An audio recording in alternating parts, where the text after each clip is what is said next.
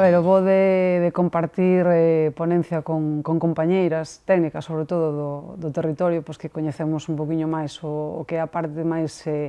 dende a base, non, do contacto directo co visitante, chegannos o que son as súas demandas, as súas peticións e tamén as súas críticas. Hai que coñecer a maneira na que teñen de viaxar para tratar despois de focalizar os recursos precisamente para non malgastalos, é a maneira de facer un turismo máis sostenible, é dicir, que hai que apostar por minimizar o despilfarro e focalizar no que ven sendo despois a busca dun obxectivo que despois se transforme en económico, porque ao fin e ao cabo o obxectivo do turismo é obter beneficios, vai ser eso. A mí encántame que por fin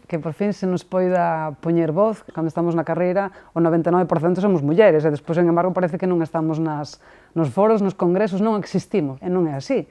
Sobre todo que se nos escoite, porque ao fin e ao cabo moitas veces os técnicos, as técnicas non somos quenes decidimos, pero sí que somos quenes asesoramos aos que despois deciden, pero que polo menos se nos escoiten.